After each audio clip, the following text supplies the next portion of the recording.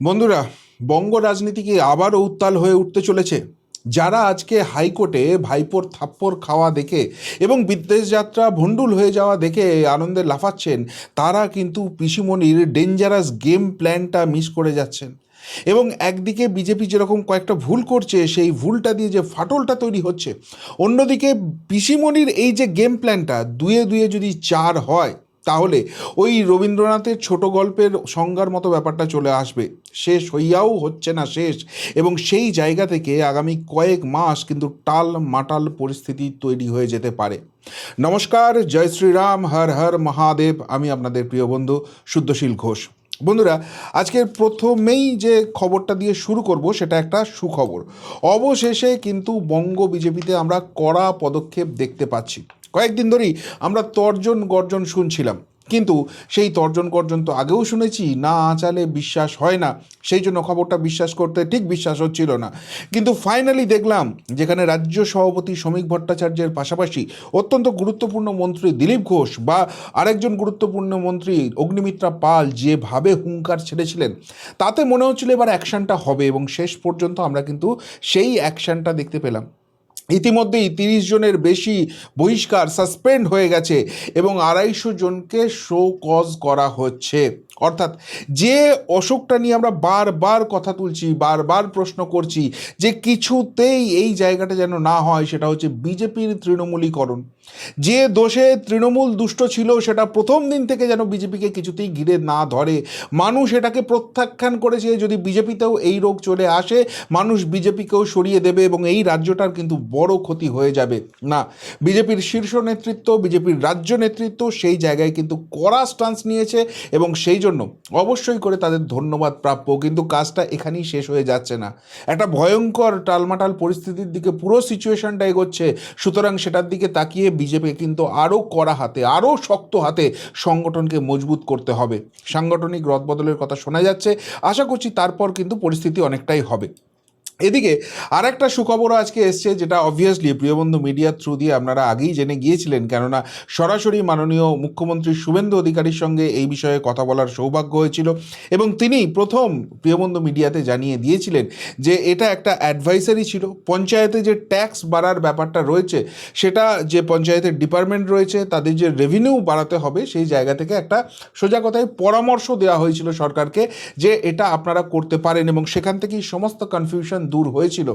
কিন্তু যে মুহূর্তে আমরা প্রতিবেদন করেছি, মাননীয় মুখ্যমন্ত্রীর কানে সেই শব্দটা গেছে, সেই কথাগুলো গেছে, তিনি দায়িত্ব নিয়ে পঞ্চায়েত দপ্তরকে বলেছেন, মাননীয় দিলীপবাবুর দপ্তর সেই অনুরোধ রেখেছেন, এবং মুখ্যমন্ত্রী বলেছিলেন গতকালের মধ্যেই হয়ে যাবে। যাই হোক, আরও 24 ঘন্টা সময় লাগলো, আজকের মধ্যে কিন্তু আমরা সেই নির্দেশিকা দেখলাম, এবং আলটিমেটলি পঞ্চায়েত এলাকার কোনো মানুষকে আর কোনো বর্ধিত ট্যাক্স দিতে হবে না।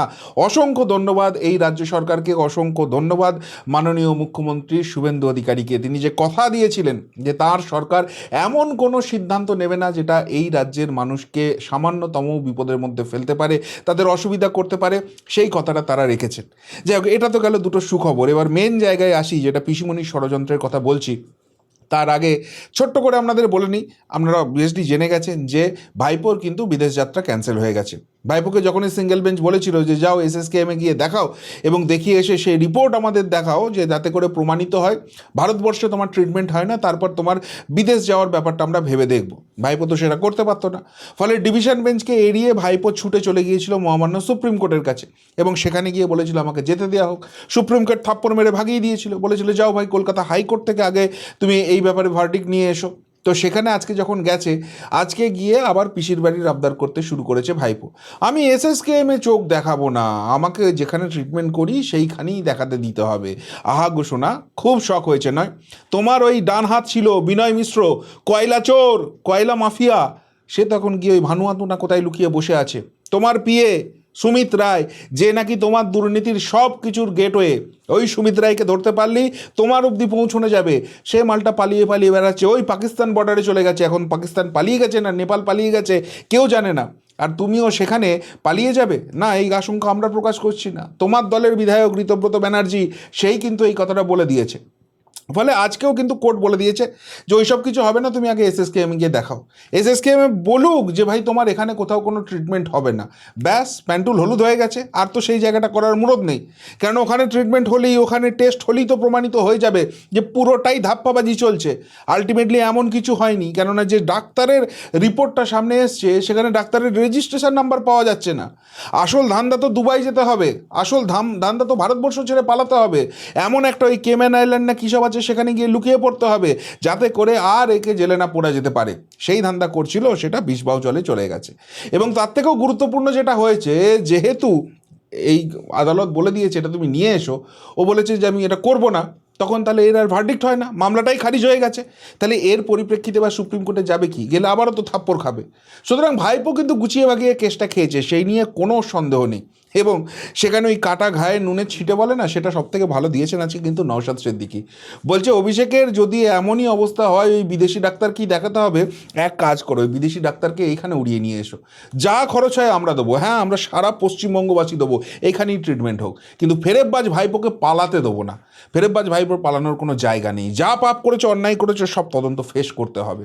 তবে বলছি বটে, আবার মাঝে মাঝে বিক্ষোভও মনের মধ্যে জাগছে যে আলটিমেটলি হচ্ছেটা কি। এতদিন শুনতাম যে এই ভাইপোকে অ্যারেস্ট করলে নাকি শহীদের মর্যাদা পেয়ে যাবে, ভোট ব্যাঙ্কে এফেক্ট করবে, ওটা নিয়ে পিসিমণি কান্নাকাটি করবে, ওই জন্য বিজেপির ভোট কমবে, ওই জন্য অ্যারেস্ট হচ্ছে না। এখন তো সেসব কিছু নেই, সেই রামও নেই, সেই রাজত্বও নেই, তাহলে এখন কেন হচ্ছে না অ্যারেস্ট? মনের মধ্যে প্রশ্ন জাগছে। অনেকে বলবেন যে হাইকোর্টের রক্ষা কবচ টবচ আছে, কিন্তু এত কেস আছে, কটাই আর রক্ষা কবচ আছে। যাই হোক, দেখা যাক শেষ পর্যন্ত ওটা কী হয়। কিন্তু ভাইপোর কেসের থেকেও যেটা মারাত্মক, সেটা কিন্তু পিসির প্ল্যান, এবং এই জায়গাটা আমাকে অন্তত ভাবাচ্ছে। যদি পুরো সিকোয়েন্সগুলোকে পরপর পরপর পরপর পরপর জোরেন না, মমতা ব্যানার্জি কিন্তু এখানে ঘুরে দাঁড়াবার একটা ভয়ঙ্কর ছক কষছেন।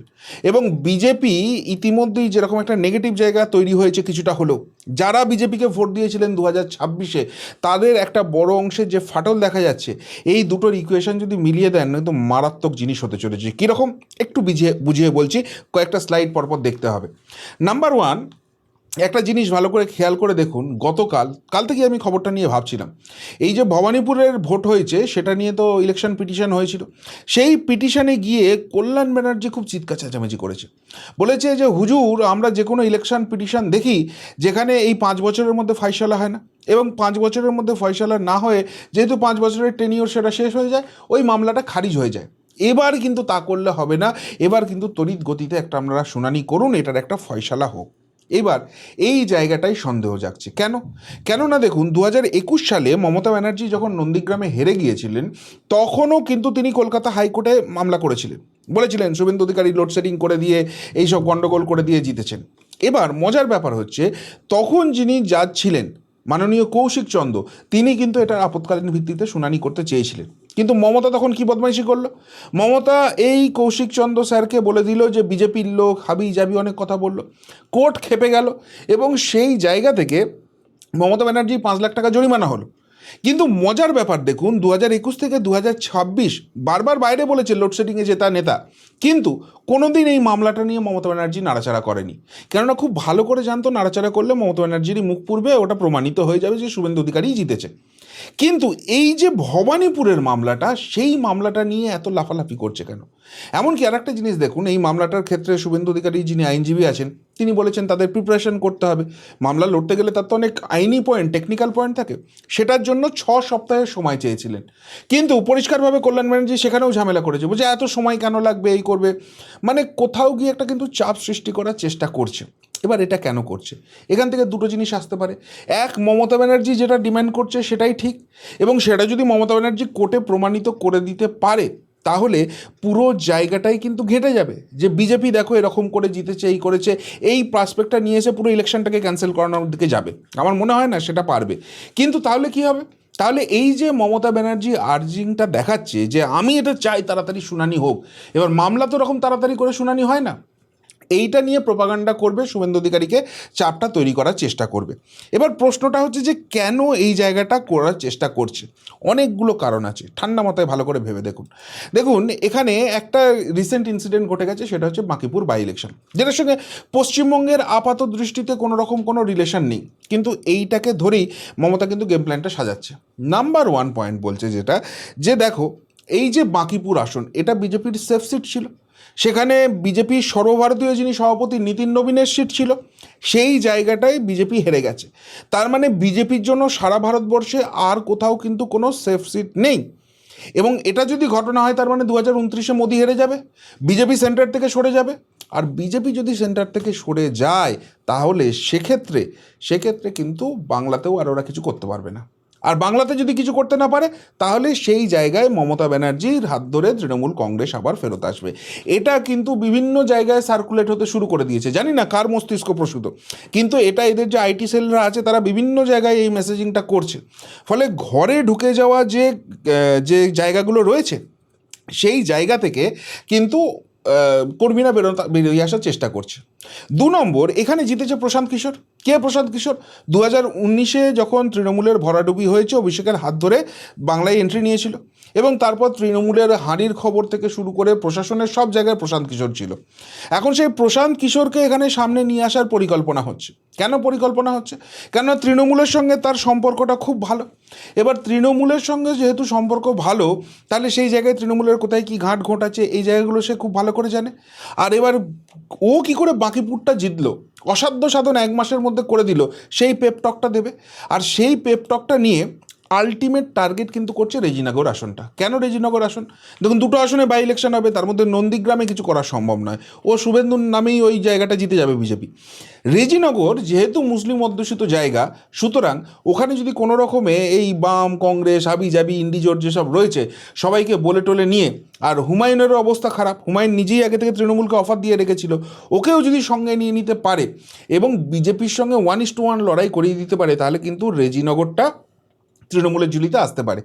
এবার যেহেতু রেজিনগরটা তৃণমূলের ঝুলিতে আসার একটা সম্ভাবনা তৈরি হচ্ছে, তখন বলবে দেখেছো, এখানে কিন্তু যে মুসলিম ভোট ছিল তারা এখন আমাদের সঙ্গে আছে, বা বিজেপির পরাজয়ের জায়গা শুরু হয়েছে। বাই ইলেকশন আমাদের আমলে যখন হতো আমরা সব জিততাম, এখানে বিজেপি একটা জিতেছে, একটা হেরেছে, একটা ন্যারেটিভ তৈরি করার চেষ্টা করবে। এবার মুশকিলটা হচ্ছে, বিজেপির একটা নেগেটিভ ভোট তৈরি হচ্ছে, আবারও বলছি, সেটা খুব সামান্য অংশ হলেও হচ্ছে। সবাই যে খুব পজিটিভ নোটে যারা 2026-এ বিজেপিকে ভোট দিয়েছিল, সবাই কিন্তু 100% এখন আর বিজেপির সঙ্গে নেই। এই জায়গাটাকে কাজে লাগিয়ে যদি সামনেই পুরো ভোট আসছে, সেখানে বেশ কিছু আসন বার করে নিতে পারে, সেটাকে দেখিয়ে পঞ্চায়েতে বার করে নিতে পারে। কেননা এখানে তো বিজেপি যেটুকুনি শুনছে, ওই তৃণমূলের মতো লুটপাট করে ভোট করাবে না, মানুষকে মানুষের ভোট দিতে দেবে। তার ফলে যা রেজাল্ট আসবে সেটাই মেনে নেবে, যেখানে যেখানে খারাপ হবে সেখানে ভালো করার চেষ্টা করবে। বিজেপি কিন্তু অন্যান্য রাজ্যে এই স্ট্র্যাটেজিতেই চলে, তো পশ্চিমবঙ্গে তার থেকে আলাদা কিছু হবে না। আর সেই সুযোগটাকেই কিন্তু কাজে লাগাতে চাইছে, বিশেষ করে মুসলিম অধ্যুষিত জায়গায়, এবং মানুষকে একটা বার্তা দেওয়ার চেষ্টা যে দেখো, এখানে কিন্তু বিজেপির যে বিপক্ষ সেটা হচ্ছে তৃণমূল কংগ্রেস। এবং এই জায়গাটা যদি তৈরি করতে পারে, তাহলে 2029-এর আগে একটা বড় জায়গা তৈরি হবে। এর থেকেও আর একটা মারাত্মক জায়গার কথা শুনছি। সেই জায়গাটা কোথায় হচ্ছে? দেখুন, এই যে এসআইআর ট্রাইব্যুনাল হয়েছিল, সেখানে মোস্ট 32 লক্ষ নাম বাদ গিয়েছিল। এখন 12 লক্ষ রিঅ্যাপিল করেছে, 20 লক্ষ করেনি।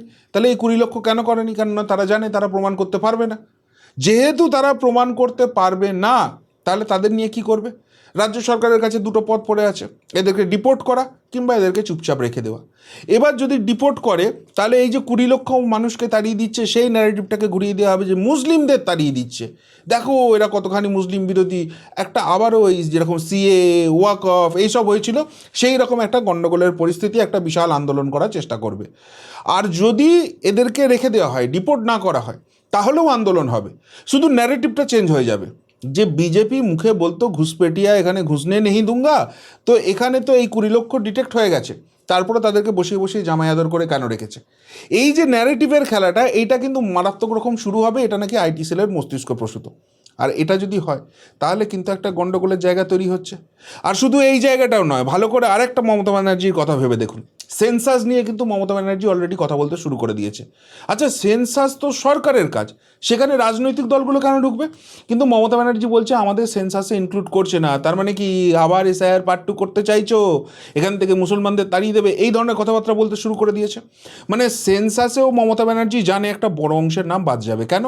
কেননা মমতা ব্যানার্জি যেহেতু ক্ষমতায় বসেছিল, এই এসআইআরটা তো পুরো স্পষ্টভাবে করতে দেয়নি, একটা বড় অংশের জালি ভোট এখনও রেখে দিয়েছে, যে কারণে এতগুলো ভোট পেয়েছে, এতখানি ভোট শতাংশ পেয়েছে। এবার যেহেতু মমতা এখন ক্ষমতায় নেই, পুরোটা ক্লিন আপ হবে, এখন পুরো জিনিস সামনে চলে আসবে। তাহলে সেই জায়গাটাও যখন সামনে আসবে, তখন আবারও এই দেখো মুসলিম তাড়াচ্ছে করে একটা আন্দোলন করার জায়গা রয়েছে। মানে পরপর আন্দোলন নিয়ে কিন্তু ঘেরার চেষ্টা হচ্ছে।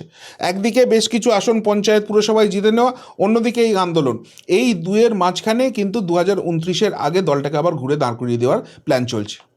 এর মাঝখানে যেটা সবথেকে মারাত্মক প্ল্যান নিয়েছে, এবং আমার মতে এটাই হচ্ছে মোস্ট ইম্পর্টেন্ট, সেটা হচ্ছে ওই যে এনসিপিআই আছে, ওইখানেও ডবল গেম খেলছে। কীরকম ডবল গেম খেলছে?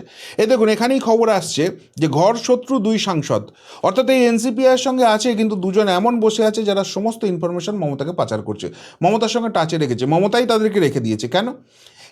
কেননা তাদের থ্রু দিয়ে এদেরকে বার্তা দেওয়া হচ্ছে যে দেখো ভাই, তোমাদের নিয়ে এখন যতই লাফালাফি করুক, বিল পাস করানোর জন্য তোমাদের দরকার আছে, কিন্তু যে মুহূর্তে বিলটা পাস হয়ে যাবে সেই মুহূর্তে তোমাদের কিন্তু ছুঁড়ে ফেলে দেবে। এবার যদি সেই জিনিসটা তোমাদের সঙ্গে ঘটে যায়, তাহলে আলটিমেটলি তোমাদের আমছালা সবই যাবে। সুতরাং এক কাজ করো, তোমরা ঘরের ছেলে ঘরে ফেরত এসো, আমরা সমস্ত কিছু তোমাদের ব্যবস্থা করে দিচ্ছি। এখন যদি সত্যি সত্যি এই প্ল্যানটাতে সাকসেসফুল হয়, তাহলে কি দেখাবে? দেখো, বিজেপির ডিফিট। বিজেপি তো আমাদের নিয়েছিল, কিন্তু একজনকেও ধরে রাখতে পারলো না, সবাই চলে এসছে। তার কারণ ওরা বিজেপির ভেতরে গিয়ে বুঝে গেছে বিজেপি হারছে। ন্যারেটিভটা একবার ভাবুন, ন্যারেটিভের খেলটা কোন লেভেলে যাবে। আর যদি সেই জায়গাটা না করতে পারে, ফেরাতে যদি না পারে, তাহলে কি করবে? তাহলে এরা যেহেতু বিজেপির দিকে থেকে যাবে, বিজেপির একটা বড় অংশের মধ্যে ক্ষোভ বিক্ষোভ শুরু হয়ে গেছে, সেই ক্ষোভ বিক্ষোভটাকে নাকি আরও বাড়ানোর চেষ্টা করা হবে, যে দেখো তোমরা যাদের বিরুদ্ধে লড়লে তারাই এখন তোমাদের নেতা নেত্রী হয়ে যাচ্ছে, অর্থাৎ যেদিকেই যাও শাঁখের করাত আমি কাটবো।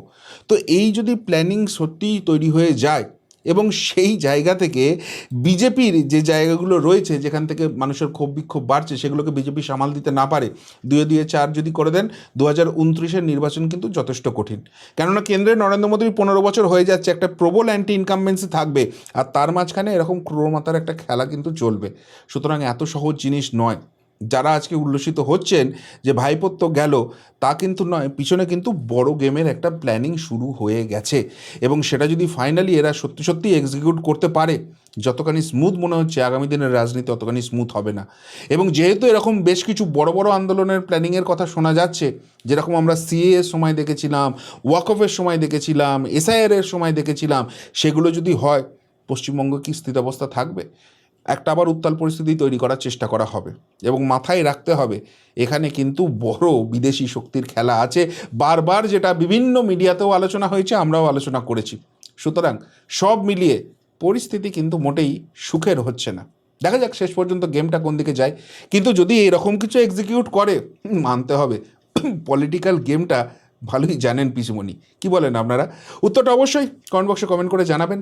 এখনকার মতো এখানেই শেষ করলাম, ফেরত আসছি নতুন প্রতিবেদন নিয়ে খুব তাড়াতাড়ি। ভালো থাকবেন, সাথে থাকবেন, পাশে থাকবেন।